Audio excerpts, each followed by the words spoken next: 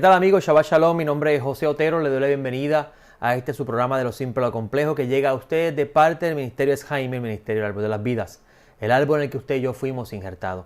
Gracias le doy al Todopoderoso por darme la oportunidad nuevamente de estar una vez más aquí con ustedes en Teshuvah TV para poder compartir la rica savia del olivo natural, la sabiduría de la Torá y la sabiduría del pueblo a la cual le fue entregado el libro que es el manual de vida para todo aquel que se apega a él.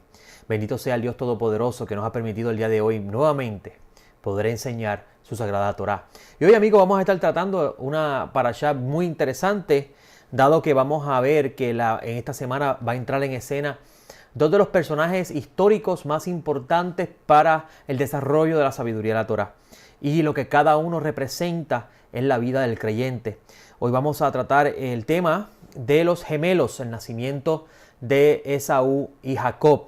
Y como pueden ver en su pantalla, vamos a estar discutiendo hoy la relación que tienen estos gemelos Esaú y Jacob para irlos llevando a ustedes a buscar más allá de la simple narración literal de la Escritura. Como ustedes saben, nuestro segmento va enfocado en dirigirlo a usted desde los planos más simples de la comprensión bíblica hasta los planos más complejos. En nuestra página web esjaim.com usted va a encontrar el comentario complejo que estamos desarrollando sobre este tema. Y amigos, como les había dicho en intervenciones anteriores en este programa de Teshuvah TV, estamos trabajando este proyecto como un proyecto de 7 años. Por tanto, semana tras semana vamos a estar tratando un segmento, una aliyá de la parashá correspondiente, de la porción de la semana que nos corresponde. Y si usted ha visto los videos anteriores, espero en el Todopoderoso que le haya gustado. Aquí en Teshuvah TV usted puede encontrar bajo el nombre de José Otero una amplia gama de enseñanzas que hemos impartido hasta el momento y vamos a estar añadiendo, al igual que los demás maestros que se han unido a esta plataforma que ha creado el Ministerio de Sabiduría de la Torá, para que todos los hermanos en el Mesías puedan conocer la rica savia del olivo natural y sus enseñanzas. Amigos, vamos a lo que nos corresponde hoy. Antes de comenzar, es importante siempre comenzar con una bendición al Todopoderoso por habernos dado la bendita Torá, que a través de ella podemos conocer su corazón, su voluntad y podamos conocer su plan de redención para la humanidad en general. Baruch atah Adonai Eloheinu melech haolam asher kideshanu bemitzvotav v'tzivanu la'asot b'divrei Torah. Bendito eres tú, Adonai, nuestro Elohim, el Rey del Universo, que nos ha santificado con sus mandamientos y nos ha dado y nos ha ordenado y nos ha permitido conocer su sagrada Torah. Por favor, oh Eterno, por favor, permítenos que podamos conocer tu Torah, que podamos guardarla, que podamos seguir tus mandamientos, que podamos apegarnos a ti, que podamos conocer tu deseo, para que podamos caminar la vida que a ti te agrada. Te lo pedimos en el nombre y el mérito de nuestro Rey, del Mesías de Israel, del Mesías del mundo entero, la esperanza a las naciones, Yeshua. Amén. Amigos, vamos hoy a nuestro comentario. Primero, antes de comenzar, quiero tomar unos segundos para agradecer a todas las personas que nos han ayudado en este periodo del tiempo que hemos estado recuperándonos del paso del huracán María aquí en Puerto Rico. Para mí ha sido de gran honor con humildad en mi corazón. Digo que verdaderamente, si no llega a ser por la ayuda de ustedes, verdaderamente mantenernos en pie en Puerto Rico sería difícil. Gracias a los que ustedes saben quiénes son. No me gusta hacer público nombres porque sigo las enseñanzas de Rabbeinu Yeshua, que él decía que no debemos hacer público, no debemos hacer alarde de la tzedakah que hacemos al mundo o a las personas que ayudamos, sino que nuestro Padre que está en los Shamaim va a recompensar cada uno conforme a sus actos. Y si sus actos fueron de bien, de seguro que el Todopoderoso bendecirá sus actos. Y yo pido de parte de este ministerio, mi familia y de todos los hermanos que recibieron ayuda de parte de ustedes, amigos, de parte de ellos quiero decirles gracias y le doy gracias al Todopoderoso por haberlos usado ustedes primeramente, porque Él es la fuente de todo y ustedes solamente son las vasijas, los instrumentos que Él utiliza. Y amigos, tengo que decir que le pido al Poderoso que por favor, en su gran misericordia, en su gran bondad, si hemos hallado gracia en sus ojos, los ayude y los bendiga a cada uno de ustedes. Vamos hoy a lo que nos corresponde. La porción de esta semana se titula Toldot. Toldot, dependiendo la versión bíblica que usted tenga, se llama generaciones o crónicas. Cualquiera de las dos traducciones son válidas. Lo importante es el contexto. Y la misma va a narrar las crónicas de la vida de Isaac. Estas son las crónicas de la vida de Isaac. Y es bien importante Isaac en la escena bíblica, porque si usted, amigo, ha escuchado las enseñanzas anteriores, habrá notado que hemos ido poco a poco enseñándoles la razón de la creación, el por qué la entrada de escena de Abraham y cuál es el plan del Eterno, la redención de la humanidad en general a través de Abraham, a través de Isaac, a través de Jacob. La función que va a tener Israel en este plan de redención y la razón del Mesías que usted va a ir conociendo con nosotros. Porque nosotros hemos conocido y hemos escuchado y hemos aprendido sobre nuestro Mesías Yeshua. Pero muy pocas personas entienden o han tratado de explicar de la manera más clara posible la razón de ser del Mesías. Sabemos que el Mesías en su primera venida vino a ser la función de aquel justo sufriente que carga con los pecados del pueblo de Israel y con los pecados de Adán en general, para traer una nueva esperanza a la humanidad a través de su muerte. Ahora, muy pocas personas han tomado en consideración la razón de ser del Mesías luego en su segunda venida. ¿Y cuál es la razón de ser del Mesías desde antes de la fundación del mundo dentro de este plan que Dios sabía de antemano que Adán lo iba a dañar? Muchas personas piensan que Adán, el Adán que aparece en el libro de Génesis es el nombre propio de una persona. Y no es así, amigo. La Torá no le pone nombre al humano que cometió la transgresión, porque lo que quiere la Torá es enseñarle a usted que usted también es ese Adán. Que usted es ese Adán que quiere ir más allá de los límites que le permite Dios en esta creación. Y quiere que el Eterno quiere que usted sepa cómo este Adán en su caída afectó a la humanidad en general. Algo parecido a lo que sucede con el sacerdote en la Torá. Cuando el sacerdote comete transgresión, el pueblo paga las consecuencias. Y lo vemos en la humanidad en general. Cuando los líderes toman decisiones incorrectas, estas decisiones afectan a toda la población en general. Por tanto, los principios fundamentales de la comprensión del mensaje general de la Torá son necesarios para nosotros por lo menos entender el mensaje de Shaul de Tarso, que es uno de los mensajes más complicados que existen dentro de la narración o dentro de los escritos nazarenos que mantenemos hoy con nosotros. Y como les dije, la porción de esta semana de la Torá se titula Toldot, y en ella nos vamos a centrar en las crónicas de la vida de Isaac. Isaac se convierte en el hijo de la promesa, y es necesario que él, siendo el hijo de la promesa, proyecte el ejemplo de Abraham. Recordemos que en el capítulo 18 del libro de Génesis, el Eterno dice que no le puede ocultar nada a Abraham, porque él va a guardar el camino del Eterno y le va a enseñar a sus hijos a guardar el camino de la justicia y el camino del derecho. Y esto es importante para poder entender la función que va a tener Isaac aquí en la transmisión de ese llamamiento o de ese llamado que tiene Abraham al salir de las 70 naciones madres y convertirse en un pueblo separado. No separado en el sentido de estar aislado, sino separado con respecto a función. Y la Torá nos dice, como les dije en la porción Vayerá, que Abraham le va a enseñar a sus hijos el camino de Dios. Y este camino consiste en la práctica de la justicia y el derecho, Sedaká o Mishpat. Y esto es sumamente importante, amigos, para comprender el papel que juega Israel en el plan de redención de la humanidad de Adán. Y en esta parashá vamos a notar que este segmento en particular va a comenzar con una lectura bien interesante con respecto a los códigos de la Torá. En Génesis 25 vamos a ver en su pantalla, permíteme cambiar aquí, ahora sí, vamos a ver en su pantalla el texto. Dice, estos son los descendientes de Isaac, hijo de Abraham. Abraham engendró a Isaac. Como pueden ver, amigos, podemos notar que la Torá hace especial énfasis en el nombre de Isaac y Abraham. No es casualidad que la Torá menciona el nombre de Isaac 2 veces y el nombre de Abraham 2 veces. Recordemos que la Torá está escrita en lenguaje humano, pero como dice Shaul, la Torá es espiritual. Por tanto, su mensaje va más allá de la simple narración que la Torá quiere explicarles sobre la vida de cada patriarca y sobre la vida del pueblo en general y los eventos que ocurren en ello y el convenio, sino la Torá va a ir más allá de esto y va a tratar de mostrarnos la relación que tiene el ser humano con Dios una vez que este ser humano es llamado a salir de su antigua manera de vivir.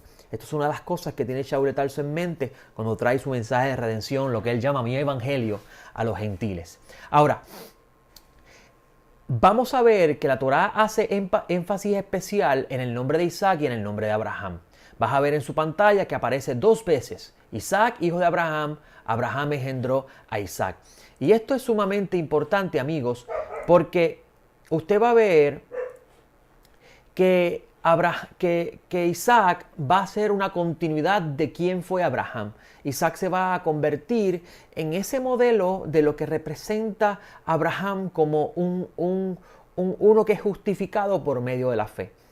Entonces, por eso leemos en esta parashá cómo Isaac va, a modo de ejemplo, repetir el mismo suceso de su padre Abraham cuando él con Rebeca hace lo mismo que hizo Abraham con Sara. Se recuerdan en las parashiot anteriores cómo Abraham, cuando desciende a Egipto, le dice a su esposa Sara que diga que es su hermana. Eso mismo lo va a repetir Isaac en esta parashá. Y esto es importante porque Isaac va a representar, va a trabajar con la corrección de esas partes de Abraham que Abraham no corrigió. Y eso es lo que viene a ser un hijo. E incluso eso aparece en el libro de Ezequiel cuando lo leemos detenidamente en uno de sus capítulos. Ahora, es importante saber que cada narración de la Torá tiene una razón de ser. Y los sucesos narrados en ella no son puras casualidades. Es importante también recordar, amigos, que el Eterno, bendito sea su nombre, Hashem, como dice el pueblo judío, al nombre del Eterno, el pueblo judío no pronuncia el nombre del Eterno por su nivel de santidad, y no lo juzguemos por eso. Yo personalmente no menciono el nombre del Eterno y tengo mis razones personales para hacerlo. Por tanto, le pido de favor que no juzguemos las decisiones que toma el pueblo judío si no conocemos su historia. Hashem es el autor de su historia. Valga la redundancia. Hashem es el autor de su historia. Es el autor de la historia de la Torá. La razón de ser de la Torá es que usted pueda conocer al Creador. ¿Quién es el Creador? ¿Cuáles son sus atributos? ¿Qué es lo que Él dio a conocer? Todo lo que aparece, todo lo que podemos conocer de Dios aparece en la Escritura. Ahora, esto no significa que es lo único que existe con respecto a Él. Y eso es un detalle importante que usted debe tomar en consideración. Vamos a seguir viendo el próximo slide. Dice en esta aliá que vamos a discutir hoy, que como pudieron ver en su pantalla, y lo llevo nuevamente, pueden ver que es el capítulo 25, versículo 19 al 26.5. Y esa es la aliá que vamos a estar discutiendo hoy. En su pantalla pueden ver el versículo 21 que dice: Isaac suplicó ante el Eterno por su mujer, que era estéril. Y el Eterno atendió el ruego y concibió a Rebeca, su mujer. Y es interesante ver aquí cómo hay una relación, una repetición de la vida de Sara en Rebeca.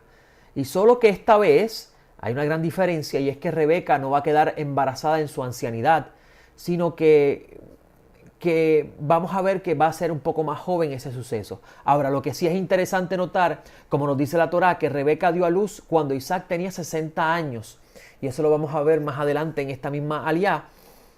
Y si Isaac tenía 40 años cuando se acercó a su esposa y pidió al Eterno porque ella quedara embarazada, estamos hablando que la respuesta que recibió Isaac fue 20 años después. Y esto es sumamente importante, dado que ellos nos enseña que la respuesta a una petición en particular ante el Eterno no necesariamente tiene que ser recibida de inmediato. Aquí hay una gran corrección que debemos hacer nosotros como creyentes y como seguidores de la fe de Israel. Y es que no necesariamente, es el entender que no necesariamente porque una oración no sea respondida de inmediato significa que Dios no escuchó su petición. Ahora, queda en la voluntad del Eterno el concederle su petición, y estos 20 años nos muestra la importancia de confiar en el Eterno. Bendito sea su nombre. Es importante recordar, amigos, que la Torá del Eterno restaura el alma del ser humano. Eso lo dice David en uno de sus salmos, y lo voy a repetir constantemente, amigos, para que usted lo lleve a su ser y pueda ver la Torá mucho más allá de un libro que se ha convertido en el manual de la religión. Y el humano de por sí, es importante que usted sepa, tiene impregnado en su ser una inclinación fijada de su nacimiento y de su eventual formación.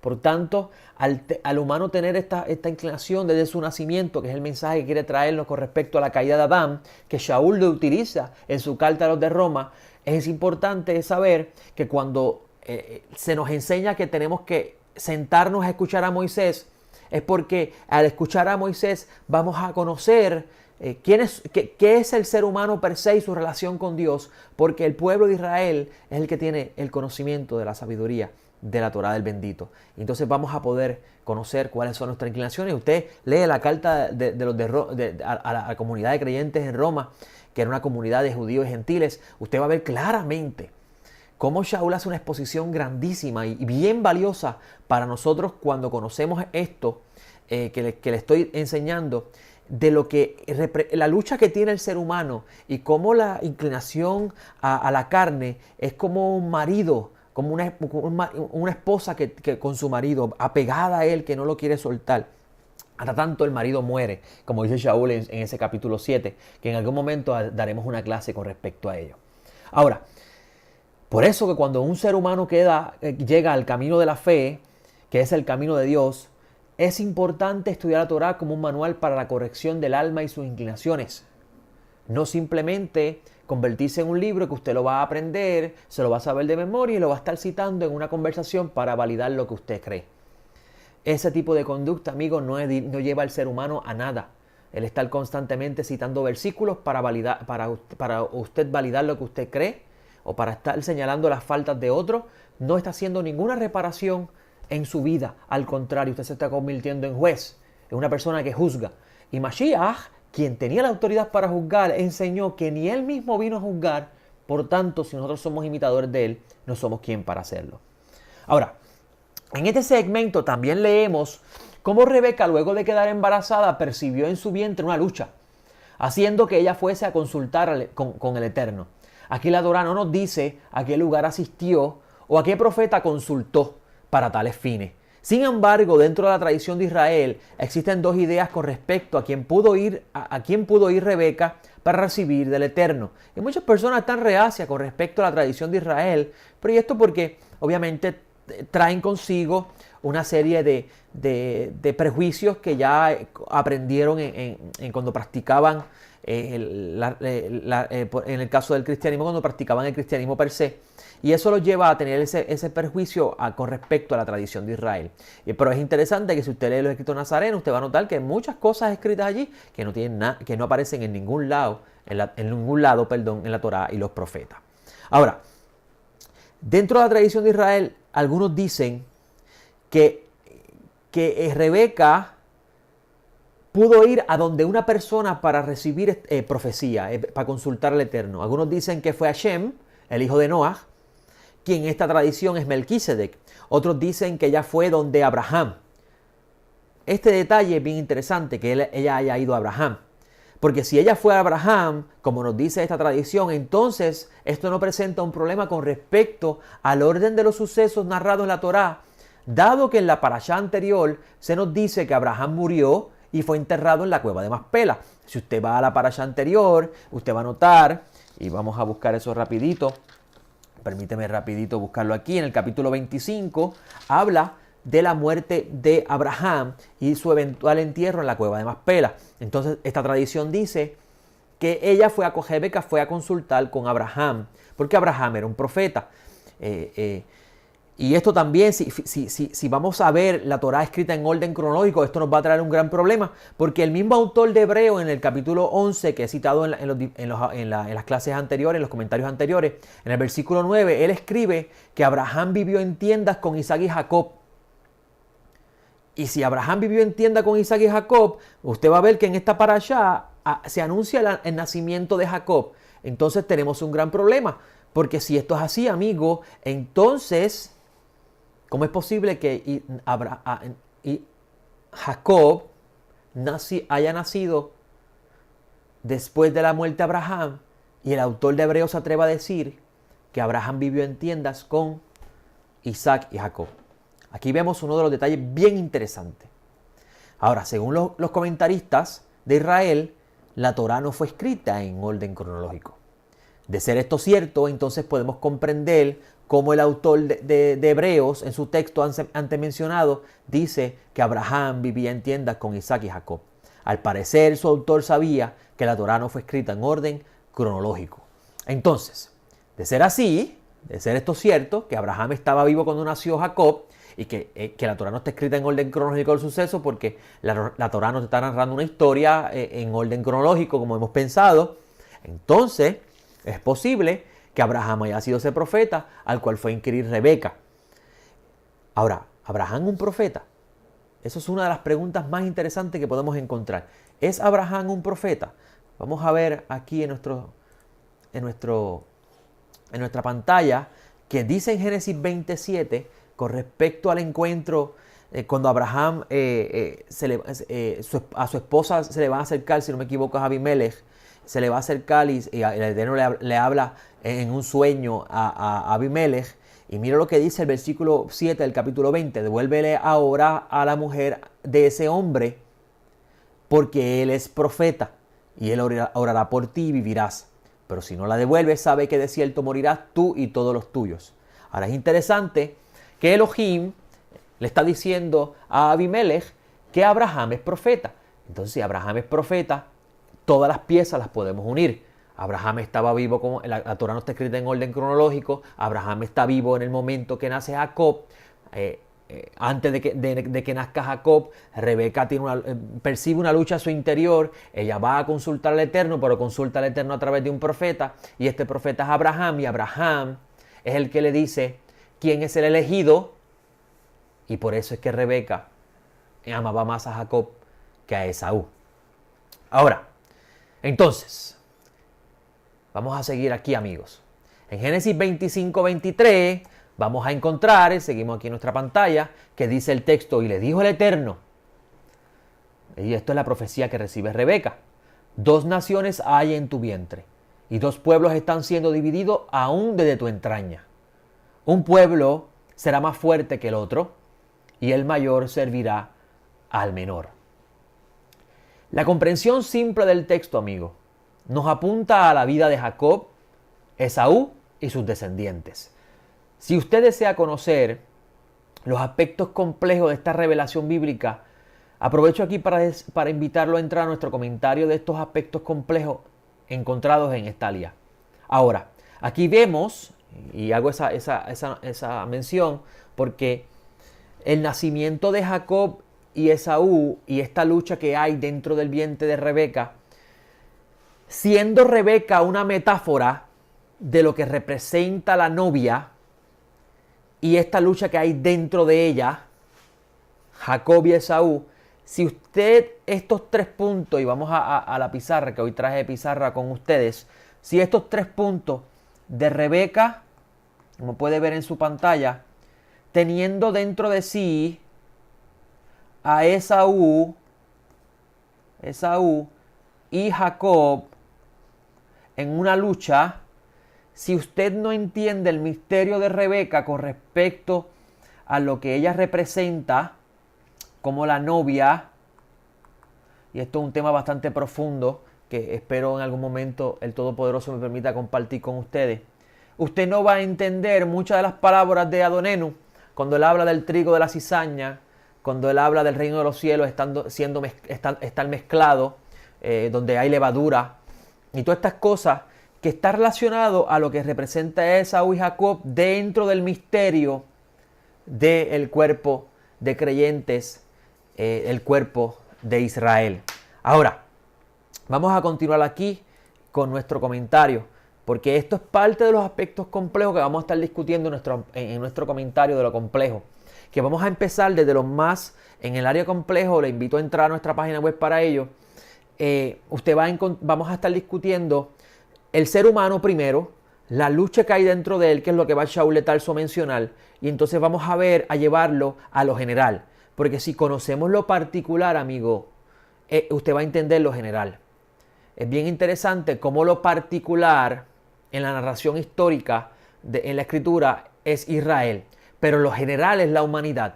Y por eso es que usted va a ver que el mensaje de Shaul de Tarso va dirigido a la humanidad en general, la oportunidad que tiene la humanidad de participar de la era mesiánica a través de la muerte del segundo Adán que va a reparar la caída del primer Adán. Estos son detalles importantes, amigos, que usted debe conocer, porque si centramos nuestro mensaje simplemente al mensaje de la restauración de Israel, vamos entonces a tener que sacar las cartas de Pablo de nuestra fórmula y vamos a tener un conflicto, porque entonces Pablo no fue el enviado del Mashiach.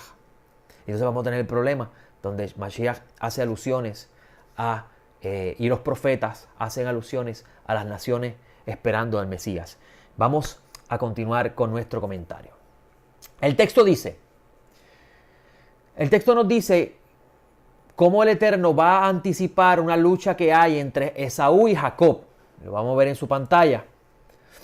Donde esto va a ser a lo largo de la historia y la propia profecía, la misma profecía nos dice que el mayor, y lo pueden ver en su pantalla, el mayor servirá al menor. Según la comprensión simple del texto, Esaú y su linaje servirá a Jacob y su linaje. Sin embargo, históricamente hablando, esto no fue así.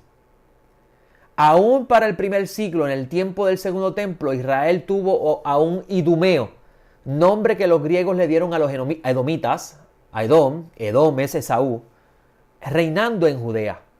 Edom, como les dije, es otro nombre para Esaú. Ahora, si usted puede ver que para el tiempo de David Melech, el rey David, que es un prototipo de lo que va a representar Mashiach ben David, que es el que hará las guerras del Eterno, y por eso usted ve en el libro de Revelaciones que viene un caballo montado a conquistar. El que hace las guerras del Eterno y llevará otra vez a las tribus a unirse todas en un solo pilar, que era bajo el pilar de David, bajo la bandera de David. Va usted a ver que Mashiach ben David, Yeshua, en su función de ben David, de hijo de David, va a hacer lo mismo que hizo David, y fue para el tiempo de David donde tenemos hasta incluso un edomita llamado Doeg, si no me falla el nombre, sirviéndole a David, viendo claramente cómo el mayor servirá al menor. Pero esto tiene implicaciones mayores con respecto a la era mesiánica, que si usted no la entiende, usted no va a entender, que es el gran dilema del libro de Revelaciones. ¿Cómo es posible que si son todos los creyentes los que van a ir a la era mesiánica y nadie más, cómo es posible que al final de los 1000 años haya una guerra? Léalo en el libro de Revelaciones, casi al final, creo que capítulo 22 o 21, donde el Satán va a ser soltado y va a reunir a las naciones a hacer una guerra contra el Mashiach. ¿Qué significa esto? Para poder entender eso, amigos, usted tiene que entender los códigos de las representaciones de cada personaje en la Torá. Porque cuando estudiamos a Moisés, por ejemplo, no estamos estudiando a Moisés. Incluso yo tengo un libro bien interesante que dice, Mashiach es Moisés, el Mesías es Moisés. Y usted lee eso, y si usted no conoce el sistema de estudio judío, usted diría, wow, qué herejía. El Mesías es Yeshua, eso es una herejía. Pero si usted, y usted se expresará de esa forma porque no conoce el sistema del pueblo de Israel codificar los mensajes en sus escritos. Y cuando ellos dicen que Mashiach es Moisés, están diciendo que así como Moisés fue preparado por el Eterno para sacar al pueblo de Egipto, así Mashiach es formado por el Eterno para sacar al pueblo de Israel y recogerlo entre las naciones. Así como Moshe lo llevó y le entregó la Torá, así Mashiach le dará un pacto renovado. Y dicen los sabios que será una Torá más grande que la que dio Moisés. Entonces son detalles bien interesantes. Algunos dicen Mashiach es Yosef, el hijo de Jacob. José, el hijo de Jacob. Y usted lee eso y usted dice, no, Yeshua es el Mesías. Claramente es porque usted no entiende el sistema. Y cuando usted va a la casa de una persona, usted no sabe dónde están las cosas en la casa de la persona. Usted no entiende el sistema en que la persona opera en su hogar. Y usted llegar a su casa y decirle que está haciendo las cosas mal sin conocer el sistema es una forma incorrecta de proceder. Se considera una falta de respeto, incluso usurpación. Tratar de ponerse por encima de la autoridad de la casa. Y esto es importante, amigos, porque si usted sigue encerrado en no querer entender de que el hecho de que Dios haya cegado al judío con respecto a la identidad de quién es el Mesías, no significa de que Dios haya olvidado y haya tirado al desperdicio al pueblo de Israel. Tenemos que corregir eso porque eso es una tradición que viene desde los padres de la iglesia cuando se separaron de la sinagoga y vieron la destrucción del segundo templo. ¿Ok, amigos? Les repito, usted va a escuchar que dicen que Joseph es el Mesías. Usted sabemos que el Joseph no es el Mesías.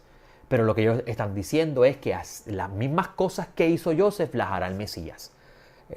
Joseph dejó de ser de sí mismo, sacrificó su primogenitura, su elección para salvar a sus hermanos y salvar al mundo. Y él sufrió por causa de ese plan que él no entendía en ese momento, pero eventualmente al hacer la voluntad de Dios lo comprendió. Y por eso es cuando se encuentra con sus hermanos, en la segunda vez que ellos se aparecen, no en la primera vez no lo reconocieron, en la segunda vez, él se quita su ropa de esas Naspanea, que se lo puso el faraón, ese nombre, y el faraón representa algo muy interesante que vamos a discutir más adelante. Y cuando él se quita sus vestiduras de esas Naspanea, le dice a sus hermanos, soy Joseph, y le dice a ellos, esto era un plan de Dios para salvarnos a todos, salvarnos a todos. Entonces, nosotros no debemos, por causa de la ceguera que Dios impartió, así como Dios cegó la identidad de Joseph ante sus hermanos, nosotros juzgar el que el judío no vea a Yeshua como el Mesías, y mucho más cuando después del 325, en el nombre de Jesucristo, comenzaron a matar y perseguir a muchos judíos. Y empezaron a enseñar que abolió la Torá, que despreció a Israel, que ahora es la iglesia. De seguro, hoy día ese judío no va a aceptar. Y aunque usted le diga que es Yeshua, que no es ese, la imagen que él tiene en su mente es la del Jesús histórico. Y es importante, amigo, que usted sepa que todo esto es un plan del Eterno, que al final el que recibirá la gloria es el Eterno. No nos corresponde a nosotros juzgar eso. Vamos a seguir aquí. El menor servirá al mayor. El mayor servirá al menor, dice el texto, como pueden ver en su pantalla. Y ya les mencioné que el único momento que vimos esto en la historia del pueblo de Israel es en el caso de David, dándonos un mensaje profético futuro con respecto a cuando Mashiach vengan, los que son del lado de Saúl también se sujetará en la era mesiánica. Pero eso vamos a verlo más adelante cuando vayamos descubriendo los textos del libro de Revelaciones. Ahora,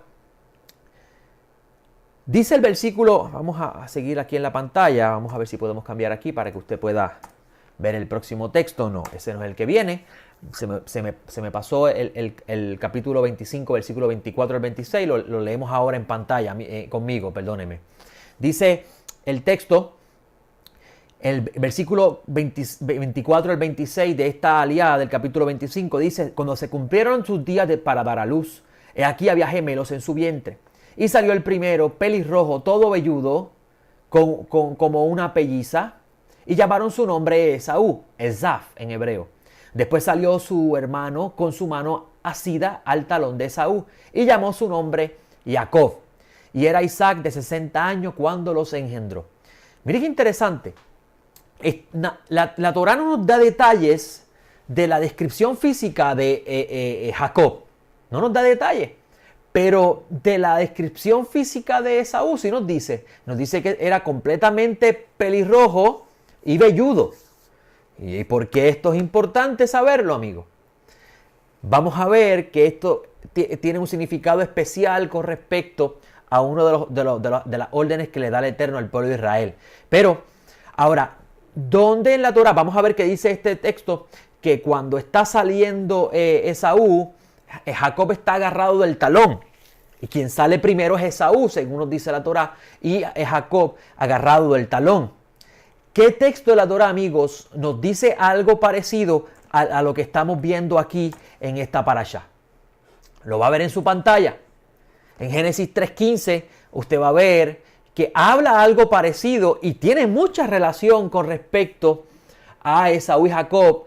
y mire lo que dice el texto, en su pantalla puede verlo. En Génesis 3:15, y este es las palabras del Todopoderoso sobre Adán, Eva y luego la serpiente. Usted va a ver que el Nahash, que era el nombre de este animal o de este instrumento que el Eterno utilizó para llevarnos el mensaje del plan de redención, y no hemos podido comprender lo que esto representa porque no hemos querido aceptar el mensaje que el pueblo de Israel tiene para dar la explicación de la Torá. Usted va a ver, por ejemplo, en el libro de los Hechos, que lo di en una enseñanza el Shabbat pasado en nuestra casa de estudio en Toa Baja, que pudimos reunirnos ya después de haber pasado tanto tiempo con el huracán. En Ponce todavía no hemos podido reunirnos porque nuestro local está en proceso de recuperación. Y nos estamos reuniendo en mi casa para poder estudiar la Torá y no perder el estudio de la Torá. Pero usted va a ver en el caso de Felipe con el eunuco, que dice que el eunuco le dice a Felipe que él no puede entender lo que está escrito. Y Felipe al etíope, al eunuco etíope, le dice, mire el texto, dice el capítulo 8, dice... dice, levantándose, versículo 27, fue y aquí un hombre etíope, eunuco, funcionario de Candace, reina de los etíopes, el cual estaba sobre todo su tesoro, quien había ido a adorar a Jerusalén, había ido a servir a Jerusalén. Entonces él regresaba sentado en su carro leyendo el profeta Isaías, dice el texto. Entonces el Espíritu dijo a Felipe, acércate y júntate a ese carro. Recordemos que Felipe es un judío y el eunuco es un gentil. Y mira el texto. Corriendo Felipe lo oyó leyendo al profeta Isaías y le dijo, ¿entiendes lo que lees? Y él le contestó, ¿cómo? Podría si alguno no me guía. ¿Vio ese detalle? Y rogó a Felipe que subiera a sentarse con él. Aquí vemos claramente, si usted hace un análisis de lo que está diciendo el texto, usted se va a dar cuenta que los gentiles no entienden el mensaje que está escrito ahí. Y que es necesario uno como Felipe, judío, que tiene el Espíritu del Eterno sobre él, explicarle lo que está escrito. Y esa es la función y esa es la ventaja que tiene el judío sobre el gentil. Y el judío da una enseñanza muy interesante con respecto a lo que representa la serpiente, Adán y Eva, que si usted tuviera la oportunidad de conocerlo, y usted lo va a aprender con nosotros aquí, mayormente en el comentario complejo, cuando lleguemos allá, usted va a entender cómo el Eterno codificó en estas historias el mensaje de redención de una manera bien interesante. Vemos en este relato del capítulo 3, versículo 15, en este versículo, mejor dicho, un parecido con el nacimiento de Esaú y Jacob. Ahora, vamos a ver que, como ven en su pantalla, que dice que hay enemistad entre el Nahash y la mujer. Y vamos a ver que la palabra enemistad en hebreo es Eiva. Y la misma viene de la raíz Ayav. Y está relacionado a la idea de hostilidad. Según la Real de la Academia Española, esta palabra se deriva del latín hostilitas. Y la misma es definida, según ellos, como la agresión armada de un pueblo, ejército o tropa. Ahora, con respecto a su comparación con el nacimiento de Jacob, el de este texto, es interesante notar cómo la Torá manifiesta lo opuesto. Lo opuesto. Jacob está agarrado del talón en vez de ser Esaú el que está agarrado del talón. Y según los sabios, Esaú deseaba aplastar desde el vientre de Rebeca la cabeza de Jacob, y con su mano Jacob estaba impidiéndolo. Estaba tratando de Esaú revertir esa profecía. Eso es importante. Y con esto podemos ver cómo Esaú desde el vientre de su madre quería ser el primogénito. Esto es importante, amigos, para comprender la relación que tiene Esaú, Edom y el Nahash en la profecía bíblica. Cuando lleguemos a este segmento, como les dije, en el capítulo 3 de Génesis, vamos a abundar mucho más sobre esto. Ahora, la Torá nos dice que Esaú y Jacob eran gemelos. Dice el texto en el capítulo 25, versículo 4. Cuando se cumplieron los años, se cumplieron los días para dar a luz, he aquí había gemelos en su vientre, como puede ver en su pantalla. Pero también la Torá nos dice que Esaú era velludo y pelirrojo. Entonces, ¿en qué sentido eran gemelos? Esto es una gran pregunta que debe hacerse. Si era velludo y pelirrojo, ¿en qué sentido la Torá quiere que usted vea que eran gemelos? ¿Por qué la Torá nos hace énfasis con respecto a Esaú ser velludo y el color de su pelo? Estas son preguntas, amigos, como les dije anteriormente, importantes para entender la codificación que tiene la Torá con respecto a los sacerdotes en la Torá y la orden de afeitarse los pelos del cuerpo. Los pelos del cuerpo tienen una representación en la relación que tiene los pelos en Esaú y el sacerdote. Esto es bien importante, amigo, porque estamos pecando hoy de este gran error cuando no entendemos estos códigos de la Torá. ¿Ok? Génesis 25, 26 al 27, no voy a abundar más sobre eso porque es un comentario complejo y estamos trabajando lo más simple posible la parashá. Génesis 25, al 26 al 28 dice: después salió su hermano con su mano asida al talón de Esaú y llamó su nombre Jacob. Y era Isaac de 60 años cuando los engendró. Y los muchachos crecieron. Y Esaú llegó a ser hombre diestro en la casa, hombre de campo, mientras que Jacob era hombre tranquilo que habitaba en tiendas. Isaac prefería a Esaú por la casa de este, que era deleitosa a su boca, pero Rebeca amaba a Jacob. Observemos, amigos, como les dije, las características de Esaú. Eso es importante, no está escrito por casualidad, amigo. La Torá al Eterno no le interesa que usted sepa cómo es físicamente Esaú. Es lo que eso representa en el código de la Torá y en el plan de redención. Vas a ver que Esaú era un hombre inclinado a lo material. Por eso es que dice que era diestro en la casa, hombre de campo, hombre del mundo, en otras palabras.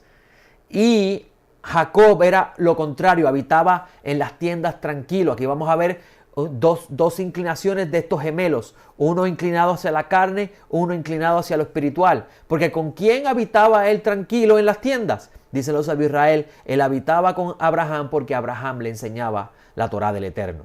Interesante, son detalles importantes a comprender. Y esto es sumamente importante también para comprender las enseñanzas de Pablo, porque Pablo va a estar utilizando estos ejemplos para enseñar la lucha que tienen los gentiles y el ser humano con su ser. Y lamentablemente el mundo protestante no ha comprendido esto y entonces ha pensado que la lucha con el ser humano es con el diablo. Y el diablo es el enemigo de Dios. No, el enemigo de Dios es usted, y usted es el que se opone, y usted es el que quiere no hacer la voluntad de Dios. Y esos son temas que Pablo va a explicar en sus cartas. En Génesis 25, 29 al 32, usted va a ver que dice el texto en esta aliyá: y llegando Esaú cansado del campo, vio que Jacob cocinaba un guiso.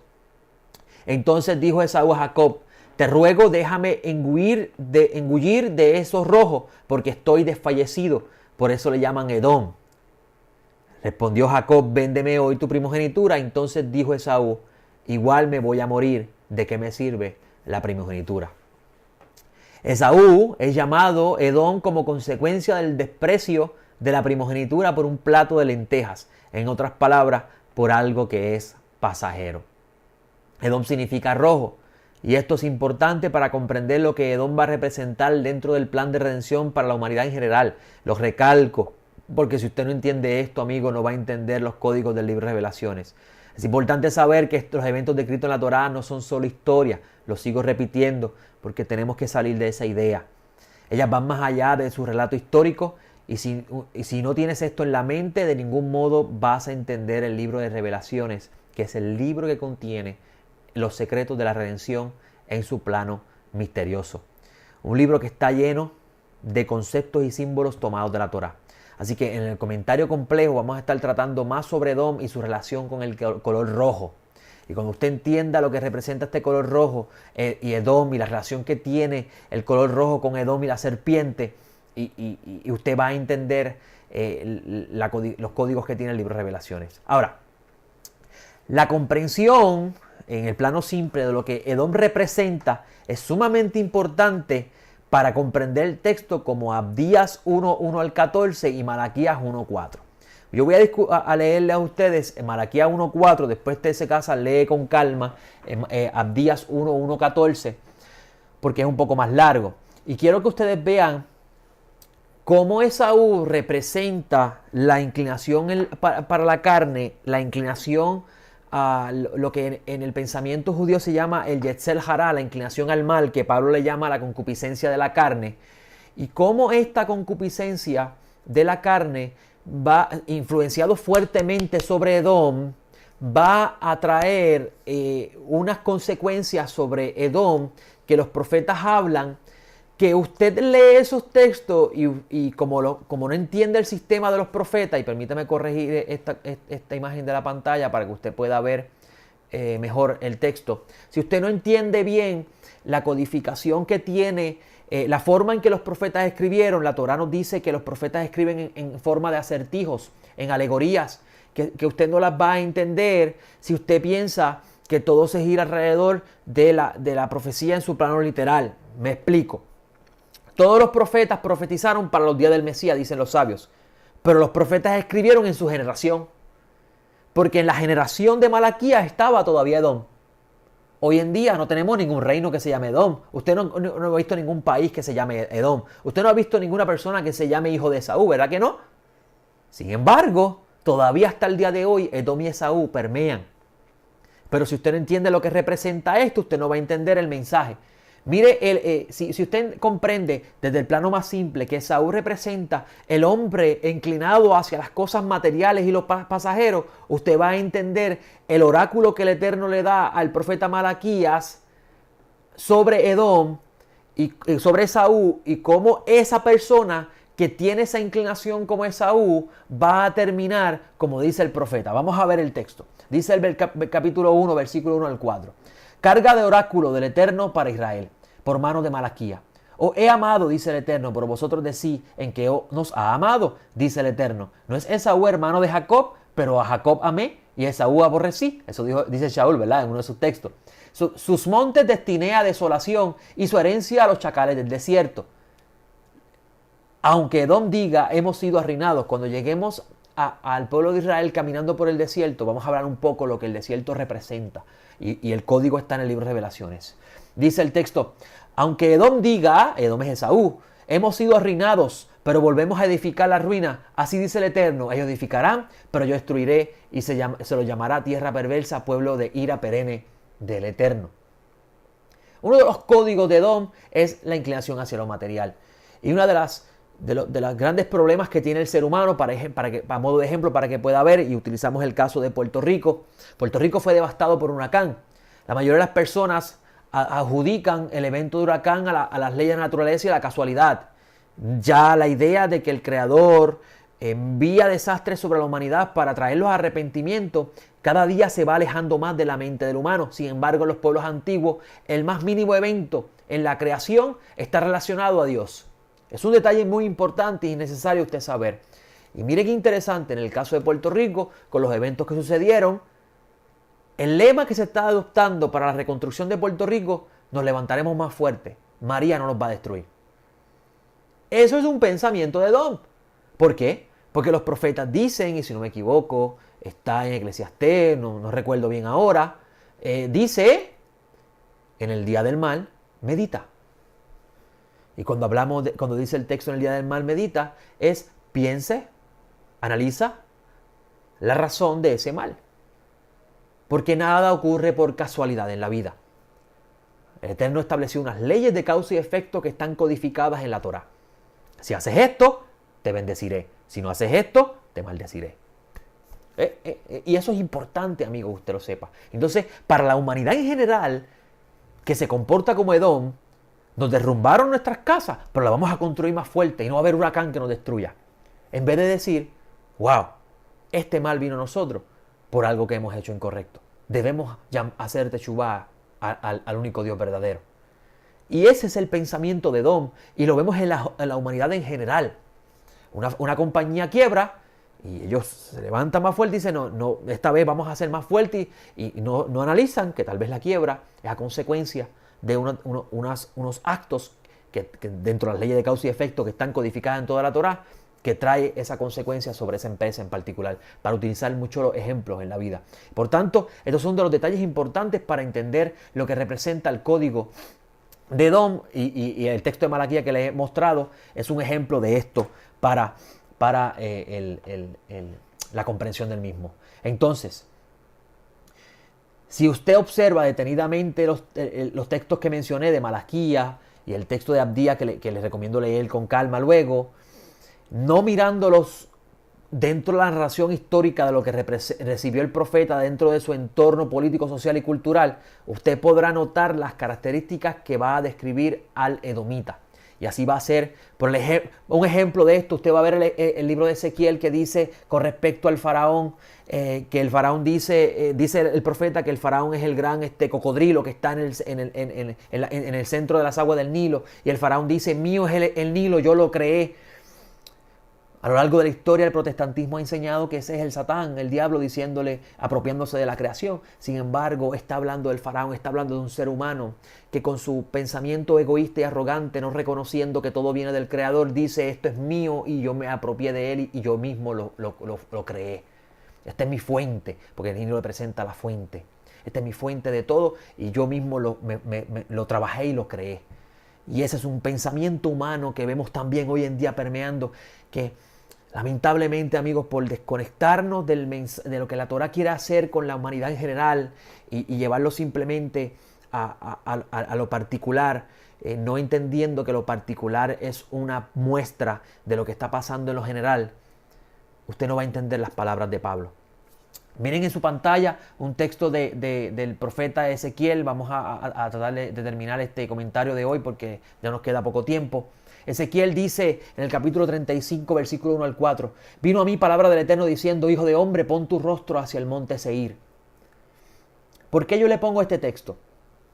Porque Edom tiene un monte que se llama el monte Seir. Y si yo fuera a traducir literalmente lo que significa monte Seir, diría monte de las cabras.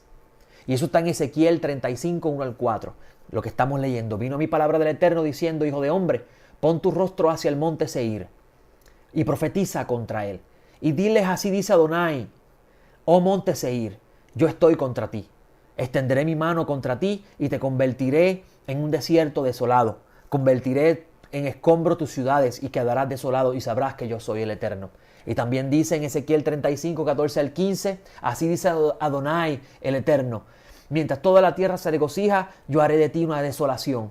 Como te alegraste de la casa de Israel porque fue asolada, así yo haré contigo. Eso se llama medida por medida. Midá kene midá. Eso está en la Torá. Esos son unos principios importantes de la Torá.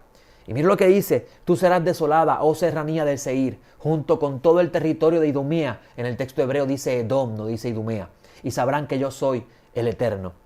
Si usted entiende lo que representa en su plano más básico Esaú, que vamos a abundar más en el comentario complejo, le invito a entrar a nuestro sitio web eshaim.com, usted va a entender estas profecías en su codificación, que son los acertijos que dice la Torá de Moisés, que el Eterno le habló a los profetas. Usted va a ver que este monte de las cabras tiene un especial significado dentro de las palabras del Adón Yeshua, de nuestro Señor Yeshua, porque si usted va a Mateo, capítulo 25, 31 al 46, lo voy a leer con usted y con esto cierro mi comentario. Mire qué interesante. Hay un monte llamado el Monte de las Cabras. Ahora, yo quiero que ustedes vean dónde va Yeshua a ubicar a las cabras en el lenguaje de él cuando venga en su reino. Y dice el texto, y cuando el Hijo del Hombre venga en su gloria, y todos los ángeles con él, entonces se sentará en su trono de gloria, y serán reunidas delante de él todas las naciones. ¿Vio ese detalle? Y los apartará unos de otros, como el pastor separa las ovejas de las cabras. Colocará las ovejas a su derecha. ¿Por qué no a la izquierda? Eso lo vamos a estar abundando en nuestro comentario complejo. Y las cabras a su izquierda. ¿Por qué no a la derecha? Y mire el texto. Entonces dirá el rey a los de su derecha, venid bendito de mi Padre, heredad del reino preparado para vosotros desde la fundación del mundo, porque tuve hambre y me diste de comer, tuve sed y me diste de beber, fui forastero y me acogiste. ¿Verdad que Jacob le dio de comer a Esaú? Ah, pero que lo hizo por una ventaja. No se preocupe, que eso usted lo va a entender más adelante. Dice el texto, desnudo y me cubriste, estuve enfermo y visitaste, estaba en prisión y viniste a mí. Entonces los justos le responderán diciendo, Señor, ¿cuándo te vimos hambriento y te sustentamos, sediento y te dimos de beber? ¿Cuándo te vimos forastero y te acogimos, o desnudo y te cubrimos? ¿O cuándo te vimos enfermo o en la cárcel y fuimos a ti? Y respondió el rey y le dirá, de cierto os digo, cuanto lo hiciste a uno de estos mis hermanos más pequeños, a mí me lo hiciste. Entonces también dirá a los de la izquierda, apartados de mí, malditos, al fuego eterno preparado para el Satán y sus ángeles. Porque tuve hambre y no me diste de comer, tuve sed y no me diste de beber, fui forastero y no me acogiste, estaba desnudo y no me cubriste, enfermo y en prisión y no me visitaste. Ellos entonces responderán diciendo, Señor, cuando te vimos hambriento, sediento, forastero, desnudo, enfermo, en prisión y no te servimos. Entonces le responderá diciendo, de cierto, cierto, digo, en cuanto no lo hiciste a uno de estos más pequeños, tampoco me lo hiciste a mí. Y estos irán al castigo eterno y a los justos a la vida eterna. Miren qué interesante, porque estamos viendo que esta ayuda, esta forma de actuar está relacionado a Abraham. Abraham era una persona que tenía, y todo lo que tenía le daba a las personas que pasaban por su tienda, hacía actos de bondad, actos de justicia. Por eso es que Abraham le va a enseñar a sus hijos. Ahora, vamos a ver, y verdad que de Abraham sale Jacob y también sale Esaú, vamos a ver que las cabras hacen todo lo contrario. Quieren la herencia, la riqueza, las utilizan para su beneficio personal y no ayudan a los otros. Una de las cosas que hacía la ciudad de Sodoma, como pudo escuchar en mis clases anteriores. Entonces, Yeshua también utiliza para explicar estos códigos la parábola del trigo y la cizaña. Parábola que está relacionado a los gemelos de esta parasha, porque el trigo y la cizaña son casi idénticos. Hay unos detalles particulares que solamente el que sembró sabe qué es lo que lo distingue. Y en nuestro comentario lo complejo, amigos, vamos a estar hablando sobre este segmento, sobre la relación que tiene Edom, la relación que tiene con el Nahash, qué representa Esaú, qué representa Jacob, por qué Yeshua utiliza estas parábolas para hablar de la lucha interna que tiene el ser humano y cómo, y mire qué interesante, habla de las naciones, cómo las naciones están en este gran misterio de Dios. Vamos también a tratar la repetición que tiene el nombre de Isaac y Abraham en el inicio de esta parashá, y vamos a compararlas con las buenas nuevas, con las palabras de Yeshua en las buenas nuevas según Juan. También vamos a abundar, como les dije, un poco más sobre el código de Esaú y la relación que tiene con el Adán. Porque ¿sabía usted que Esaú, y lo voy a mostrar en mi pantalla con estos últimos segunditos que me queda, ¿sabía usted que Esaú, Edom en hebreo, se escribe casi igual que Adán? Edom.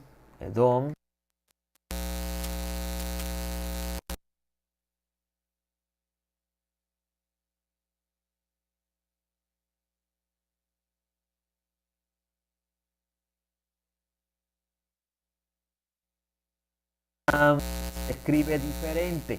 Adán se escribe Dalet Mem. Aquí.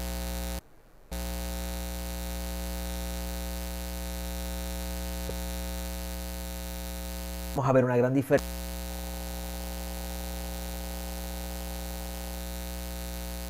Aprendido algo bueno hoy y lo podamos llevar a la práctica. Que podamos utilizar la Torá como el manual que respara nuestra conducta y nuestra relación con Dios. Y que podamos servir al único Dios verdadero y a su Mesías, como así está escrito en nuestros textos. Mi nombre es José Otero, director del Ministerio Eshaim. Me despido hasta nuestro próximo encuentro aquí en Teshuvah TV. Les invito a entrar a nuestro sitio web Eshaim para el comentario complejo de esta parashat Toldot. Shabbat Shalom.